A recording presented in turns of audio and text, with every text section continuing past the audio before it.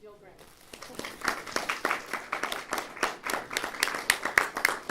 Thank you, Maria. Thank you for inviting me here today to talk about some of the work that we've been doing in neighborhood change in Halifax.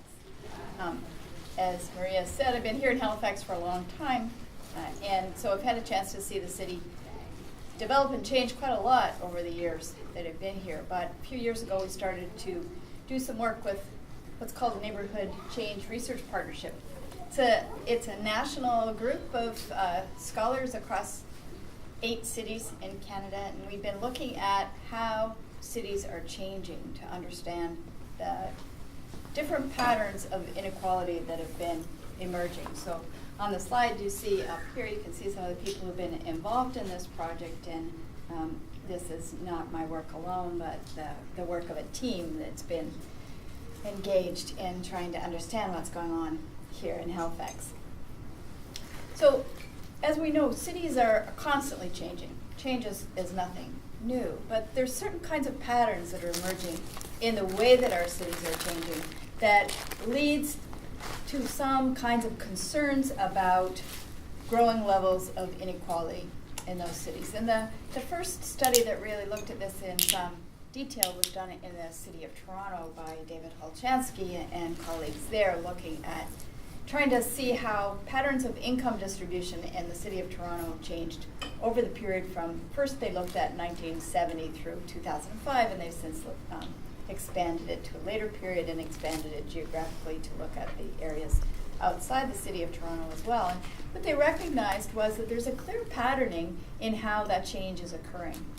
In other words, that certain areas of the inner city have been becoming more affluent, and inner suburban areas have been declining in affluence over that period of time. So what they ended up calling it in Toronto was the 3 cities of Toronto. One, a city where affluence has been increasing and the population becoming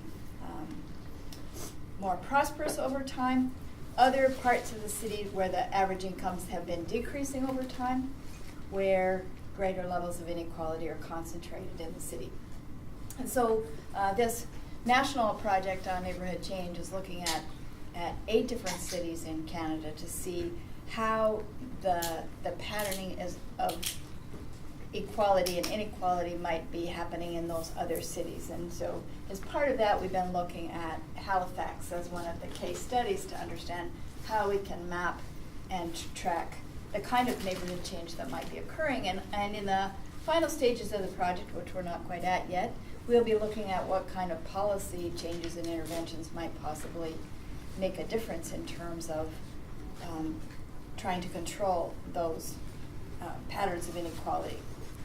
I put up here a slide from British Columbia that we took a number of years ago when we were doing research on gated communities, because gated communities are probably the most extreme example of that kind of land use segregation, residential segregation that can occur in our cities today. And it means that we have neighborhoods in some places that are highly segregated, highly affluent, while other parts of the cities are concentrations of disadvantage. So in looking at the kind of patterns that we see emerging in Halifax, we went through a series of maps, and I'm just going to show you some of the maps that we developed as part of this research to look at average income, average individual income in Halifax over a period from 1970 through to 2010 results. So that the 1970 income data from the 1971 census, you can see in this map that the darker purple areas are the more affluent parts of the city. So that in 1970, the more affluent neighborhoods were some of these along the Arm, Clayton Park, north of Clayton Park there, Creighton Park area in Dartmouth, and so on. The low-income neighborhoods in this period are the northeast part of the peninsula and Spryfield. So there's concentrations of less affluent populations in those neighborhoods. And I'm going to show you a few slides to give you an indication of how that profile changes over time. So here's 20 years later, 1990, we can see that some parts that were previously lower income have come up to the average. The white is the average. They're around the average for the city as a whole. The kind of impoverished areas have expanded here, and we see areas of Dartmouth. You can ignore a lot of that's Burnside Industrial Park. Nobody's living there, but the parts that are inhabited in those census tracts are showing low income. So there's some decline on those areas, and there's a new area of high income in Bedford. So as Bedford becomes the kind of location in the city where affluence begins to concentrate more, you can see expands into some new areas in this map from 2005, and we see this in higher income areas expanding here. This is the only census period since 1970 where we get what under the kinds of classifications that the research partnership is using to define very low income. Very low census tract is more than where the average is under 60% of the average for the city as a whole. So there's only the one part of the city where there's a concentration of extremely low income in all of these. And that's a bit of a contrast with a city like Toronto, where in every census period there are concentrations of very low income neighborhoods. Census tracts where there's very low income. The kind of level of inequality in Toronto, Vancouver is much more extreme. So you do see those very lows there, but we don't see them very much in Halifax. And then back to the 2010 data. The 2010 data is not actually from the census, it's from the Canada Revenue Agency tax filer data. Because as we know, there wasn't reliable census information from 2011, so we have Canada Revenue Agency data instead. And you can see here that again, what's happening in Halifax is that this level of affluence is expanding. There's still one area in South Halifax that is less affluent, but generally affluence is expanding. And but there's also some areas that have become lower income that weren't previously, and lower income is expanding on the Dartmouth side. So you note that this part of Dartmouth, which in 1970 was in the very high income category, has gone to being average. So we see older suburban neighborhoods are gradually moving towards the average, and the newer suburban neighborhoods and the peninsula are becoming more affluent. So there's a clear patterning to the kinds of changes that are occurring. What we didn't see in Halifax is the same level of spatial inequality that is there in Vancouver and Toronto, where you do get very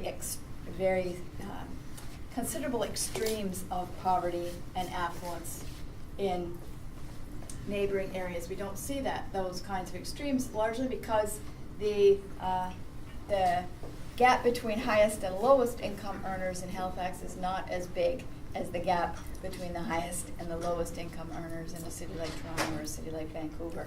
So we're more clustered around the median here than is the case there. But we do see here a pretty clear pattern of growing affluence in the peninsula, and it's the same kind of thing that our experience tells us, that it's become more expensive to live on the peninsula, and so that's changing the character of who does live here. And we can also see when we look at some of the suburban areas that there's a trend towards declining affluence in some of those neighborhoods as they age. Excuse me, as the population ages, as people move into retirement and households come apart. So there's only one income earner where there might have been two in the period when people moved into those neighborhoods. Those kinds of things lead to a situation in which levels of income decline over time in some of those neighborhoods. So if you look at the kind of pattern of change that occurs over the period from, we have to use 1980 to 2010 here for comparable census information. But if we look at that period, what we can see is that some neighborhoods have clearly moved on a trajectory of income increase, and those are the ones that are indicated in purple on this graphic. And some neighborhoods have trended downward in income. Those are the ones that are in this kind of gold color and tan. So the ones that are in this goldish color, those are neighborhoods that have trended downward, and they're below the average today. They're either low or very low income census tracts today. So these are disadvantaged neighborhoods that have tended to go down in terms of their overall level of affluence over this period. These ones that are in this kind of light tan with a stripe going through it, those neighborhoods have also trended downwards, but today they're still in the somewhere from the middle range upward. So that is, they're not necessarily poor neighborhoods, but they're not as well off, relatively speaking, as they were in 1980 at the beginning of these tracks. So if you use what was called the Three Cities model from the Toronto study, this is the kind of pattern that we see, and it's a pattern of growing affluence on the peninsula and certain neighborhoods on the mainland, and of declining affluence for larger tracts. And so there's a kind of patterning that we see there in terms of where neighborhoods have been going over time in their patterns of change. One of the things we recognize in looking at Halifax is that you can't look at these questions without being very aware of issues of scale. Because in a smaller city, neighborhoods tend to be smaller in scale. And so if we use census tract, which is what the national study used census tract level data. But in a smaller city like Halifax, the census tract can incorporate a lot of different neighborhoods. It can have public housing, and it can have other kinds of housing in the same area. And so we decided that in order to try to understand some of these issues, we needed to look at a more detailed scale. So we did some of the same kinds of studies at the census tract, dissemination area level, and to try to get a sense of whether some of these big blocks of color end up masking a lot of diversity internally. So these particular maps, I haven't brought all the maps here. Victoria Prowse, who was a master's student working with me a few years ago, did her master's project on this, and it's available on the web on our site if you're interested in it. But what she did was comparable maps at the census tract level and at the dissemination area level on a number of variables that we could look at. And in this one, she's looking at the relative proportion of low-income persons living in the census tract. So the areas that show as purple here are areas with a higher than average proportion of low-income people living in them. So the average proportion of low-income people living in a census tract in Halifax is 10.8%. So that's relatively low to begin with. But the ones that show in purple here have a higher average than that. And the ones that show in gold have a very low average of people with low income living in them. So again, you can see even at the census tract level that there is a kind of patterning that people who are on low income tend to live closer to the core. They're concentrated in areas of Dartmouth, the peninsula, certain areas of mainland. There's concentrations of higher than usual low income. But when you look at it at the enumeration area level, you can see that there's pockets. There's little pockets all around that indicate that there's a lot of polarization at a local level. So you probably can't see it very well from where you were, but there's certain buildings that come up as gold in a sea of purple, which is some of the kind of evidence of gentrification occurring, buildings coming in with higher income residents living in them by contrast with other areas. And some areas which are very notably not having a very high proportion of low-income residents in them, even though there might be a lot of areas around. So if we're trying to understand social and spatial polarization in a city like Halifax, we have to look at the dissemination level data, because it will be hidden in the census tract level data. And I think that's a really important point for us as planners to keep in mind, to understand that although a lot of stuff we do tend to report at a census tract level data can hide some of the kinds of patterning that we see. So this one is low income residents, this one is visible minority. Same kind of thing that, when you look at the patterns here, that looks like there's pretty solid blocks of some areas with higher proportions of visible minorities, some areas with low proportions of visible minorities. But when you look at the dissemination area level data, you can see it's much more mixed, and the pattern is more complex. So it's at that level.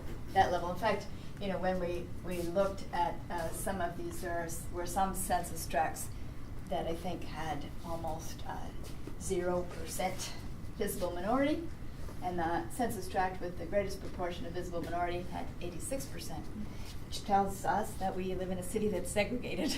We have segregated neighborhoods in some parts of the city that it's pretty stark to see that there can be that kind of differentiation.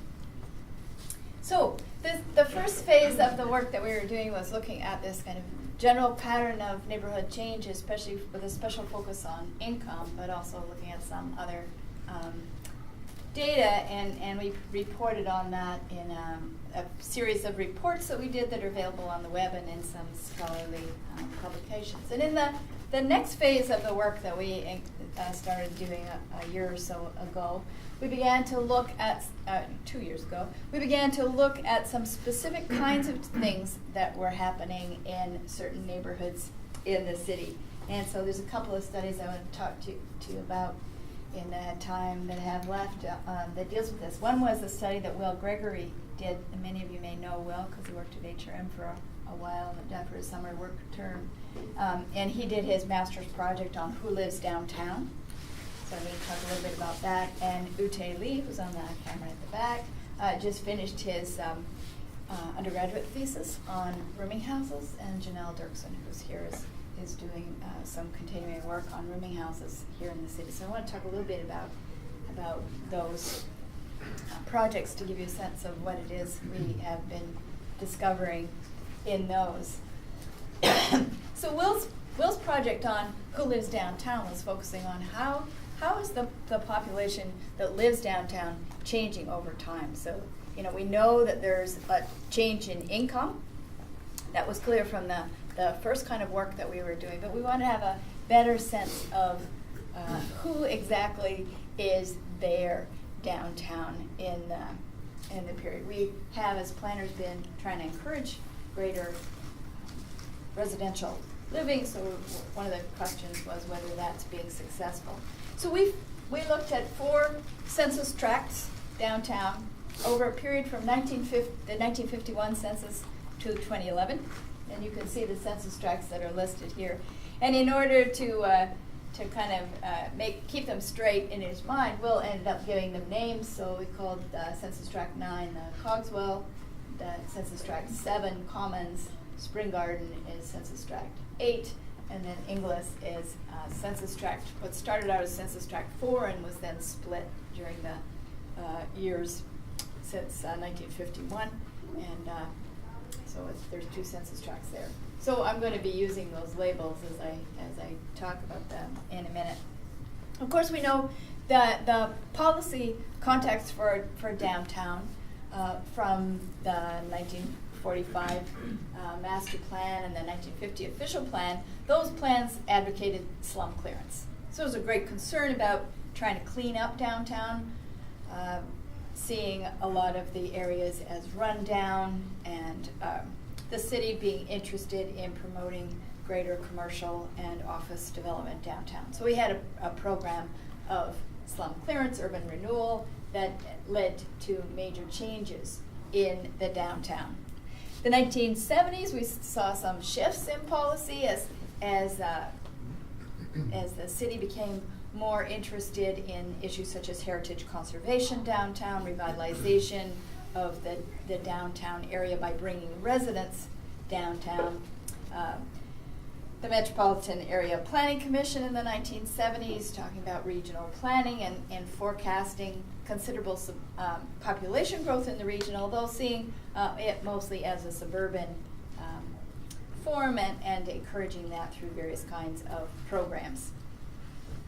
The 1990s, the cities amalgamated, and we see programs and promotional activities around things such as the smart city and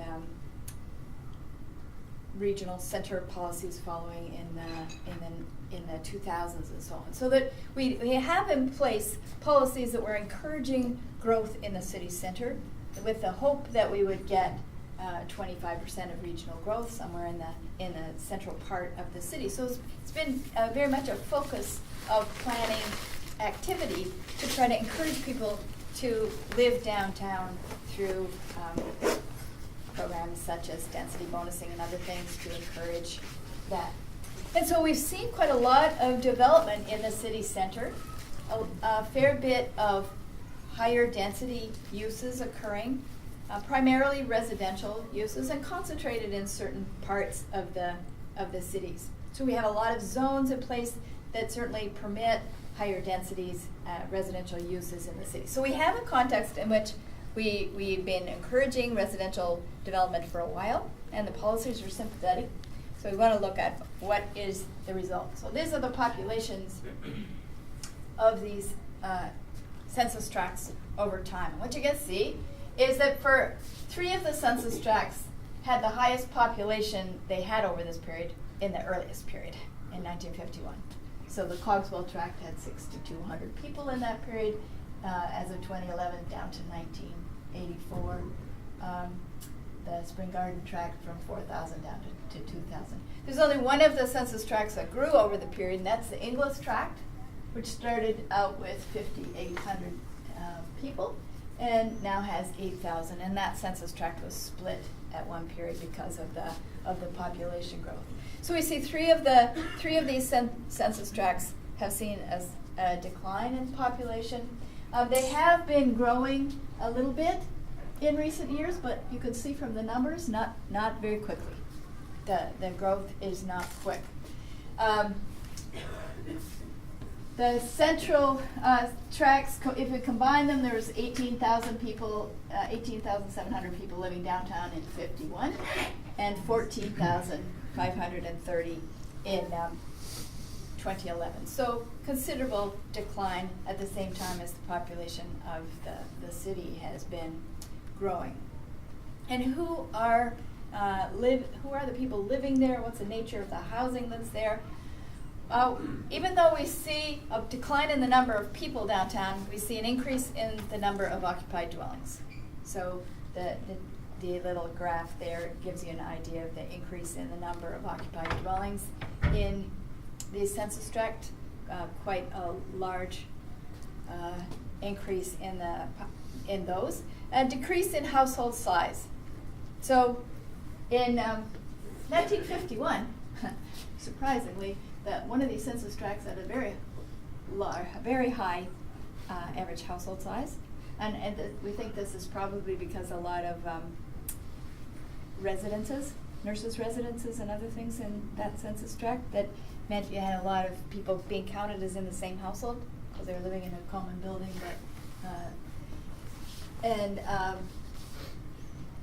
The average household size today is very low, and you can see it's quite a bit below the citywide average. So the citywide household size in 2011, 2.4, and most of these census tracts are 1.7. So they're small households. There's a high proportion of single-person households downtown. So the proportion of single-person households ranged from 46% in the Spring Garden tract to 66% in the Commons tract. So very large proportion of households with one person in them in that tract. But in the CMA as a whole, it's only 29% of households have one person. So it's a very different kind of household that lives downtown, being a single-person household. The people living downtown are basically male and childless. So there's some of the tracts have very high proportion of males in them. So the Cogswell tract, for example, has only 69.7 women for every 100 men living in that tract. And only the Commons tract has more women than men living in it. Again, it's a contrast from the city as a whole, which tends to have more women than men. Under age of 15, they don't live downtown. So the census tracts downtown, they have 4%. So most of them have about 4% of the population is under 15, whereas in the CMA overall, it's 15. You can see that the proportion of those under the age of 15 has dropped quite dramatically in the city over this time, and in some of these tracts, it's dropped even more precipitously. So the Cogswell tract, which had a lot of families in 1951, today it has very few families living in it. Average income. The average income in these downtown tracts for most of them, has gone up. The one tract where the average incomes has not gone up is the Inglis tract. And if you look at the Inglis tract, it's in the south part of the downtown. It's an area with a high student population. So a lot of the population growth in that tract over the period has been as a result of housing being developed aimed at renting to university students. And so it's a very young population and not as affluent as some of the others. But you can see in the Cogswell tract and the Commons tract about the average income 60% more than the CMA average individual income. So these are more affluent populations in those tracts. It's just the Inglis one that has changed in a different way. Education-wise as well, the people living downtown tend to have higher levels of education, tend to be more likely to be in white-collar employment, and so on. So, as we've been trying to track what's going on in terms of who lives downtown, we come to the conclusion that planning decisions certainly played a very clear role in the process of emptying out the downtown and creating the context in which urban renewal happened. They haven't been as effective in stimulating regrowth of the downtown and bringing people back to living downtown. That has been more challenging in terms of the policy context has been there to encourage it for a long time, but it's only recently that we're starting to see more uptake on it. So there's lots of other forces at work in terms of who lives downtown. And a lot of the changes reflect cultural changes in terms of an increasing propensity of people to live alone, so that there's many more single-person households than before, a general increase in educational achievement, and the new popularity of urban living that encourages people to want to come downtown and make their residence there.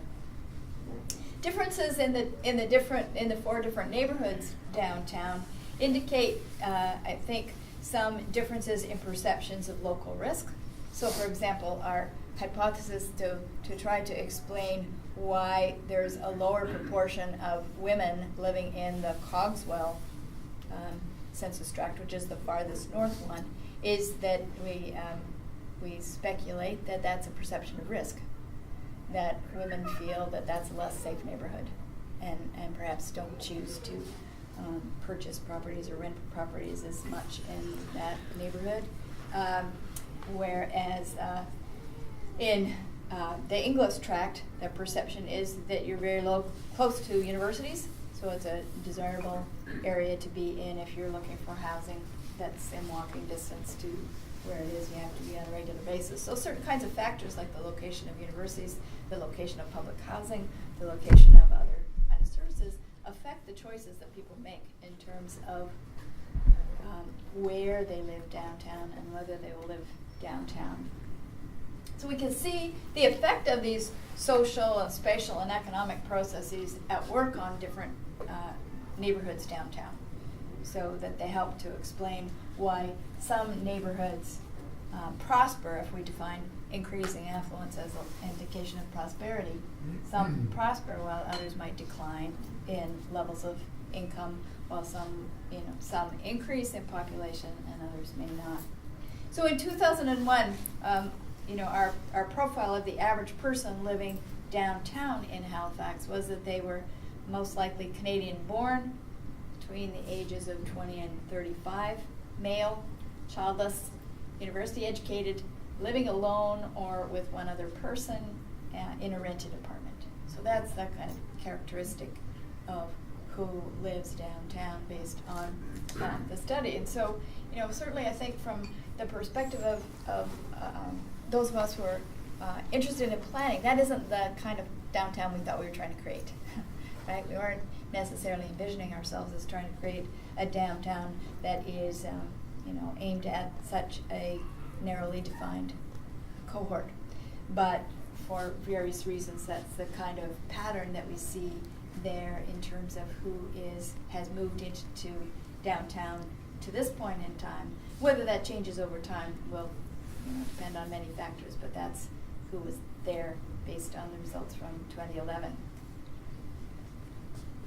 So another question that came out as we've been looking at these issues of neighborhood change is the another side, I think, of the same kind of coin, which is that if we look at some of the housing options that are available for the most disadvantaged in our communities, we find, obviously public housing is one of those options, but it's very limited in number. Not much is being built anymore, and if anything's being built, it's by and large for seniors, and so there's a demand for affordable housing. One of the affordable housing options that we've traditionally had in the city is rooming houses, which provide single-room occupancies for individuals who usually are single and low income, looking for a room in a house where they share facilities with someone else.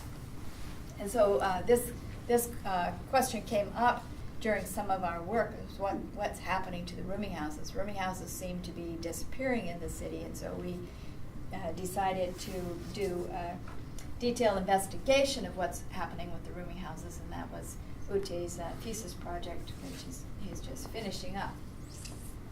So what we are able to establish through this work is that there's, and I'll send around a little summary of that Ute prepared. I don't know if there's enough copies for everyone, but I'll send me an email if you need it, and I'll get it to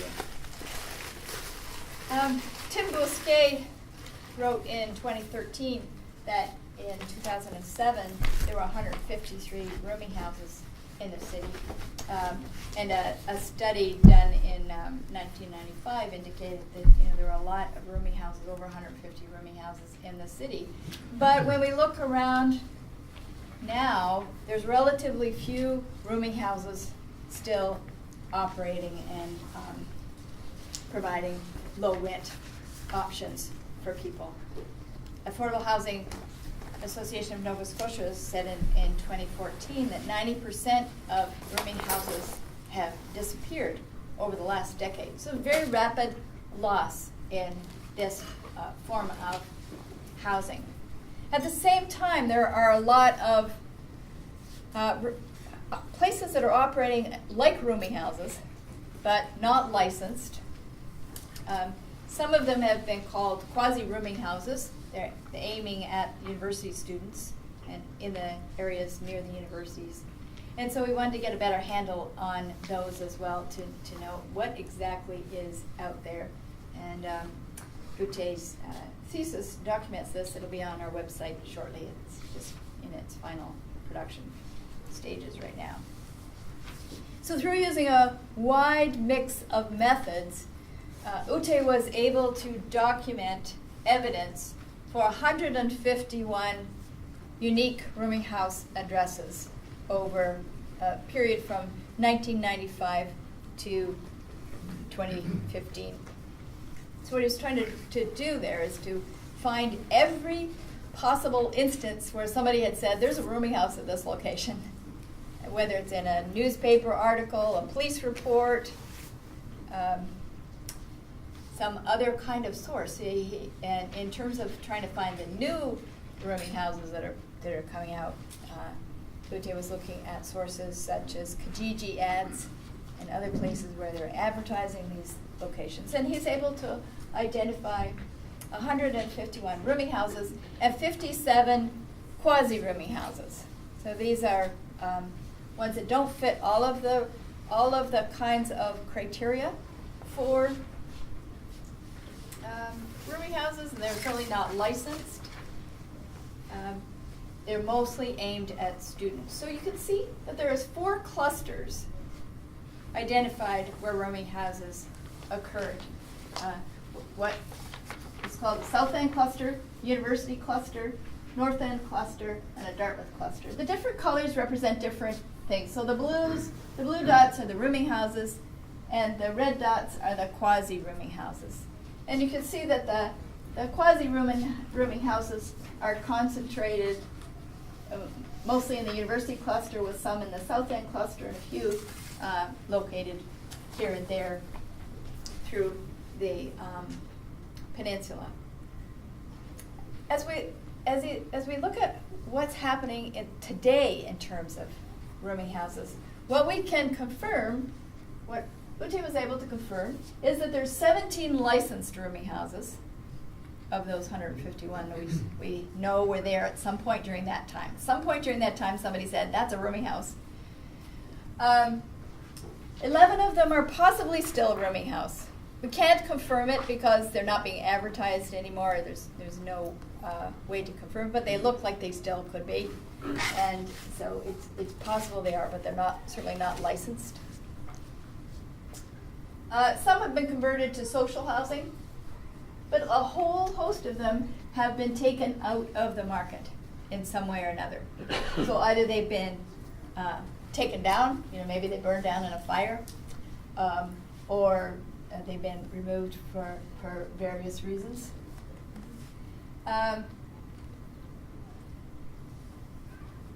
And some have been converted to things like private houses. Some are unknown. We can't find out enough about them to know exactly what they are now, what they're operating as, whether they're private houses or rooming houses. It's really not possible to say. So there's a variety of things happening there. I just realized that I'm using the wrong file. I'm not going to be able to show you yeah, I'm going to have to switch to another one to show you the animation that Ute gave me, and I put this PDF in. I shouldn't have put a PDF in because it's not going to show it. Sorry, it's a little diversion. So if we look at the current status of rooming houses, these are what's there now. That's quite a contrast from what has been there at some point during this time. So a whole bunch of those ones that were there at some point, mostly in the early stages in the 1990s, most of them are now gone. They're converted to other kinds of things. So they're no longer rooming houses. So when you see the red dots now, those are no longer operating as rooming houses. There's some other kind of use there. And so we see, certain parts of the city, the North End, Dartmouth, and so on, those areas which were once sites of many rooming houses have been gentrified. And the rooming houses are gone. The ones that are still operating, there's relatively few of them, which means there's fewer options for those single persons who need housing options and need to be able to afford. This is the one where the animation's not going to work because it's on. I'm sorry. Ute had a very nice animation here where he had Google Earth from 2007 through time. So Google, if you can just imagine that in 2007, this was a fairly rundown rooming house site, which as of 2015? Yes. 2015 is not a rundown rooming house. This is the kind of change that is going on with some of these properties where, especially some of the rooming houses are on fairly large lots, or they're multiple houses that have been combined together by landlords, and in order to facilitate economies of scale. And these are the kinds of things that are replacing them in the contemporary market. So they're not aiming at the same kind of person. The person who moves into this kind of unit is a much more affluent resident. So we're continuing to look at this work on rooming houses to get a better sense of what's going on there, and we're going to be doing some work this summer. Janelle's going to be interviewing people. She may be calling on some of you to participate in those interviews to get a better sense of what's going on, because one of the things that comes out of Ute's study is the mismatch between zoning and where rooming houses are. And a lot of the ones that are still there are in areas that are not zoned to permit them, and so there's issues related to that. And a lot of the zones that may permit rooming houses, you can see there aren't any. So the zoning's not, even if the zoning might be permissive, it's not creating a kind of context in which this housing option is being provided by the market. So we're going to be looking at what are the kinds of practices out there that might create conditions where we get good quality, safe, healthy, good neighbor rooming houses happening. And so we're going to be trying to do that this summer. So that's a kind of general status report of where we are in terms of some of the work we've been doing on neighborhood change. I think it's all of the evidence that we have indicates that there's a lot of changes going on in the city in recent years, and the nature of the city center is very dynamic right now, and it means that housing options for certain kinds of households are diminished in the city center, while the nature of who is living in the city center has changed quite dramatically.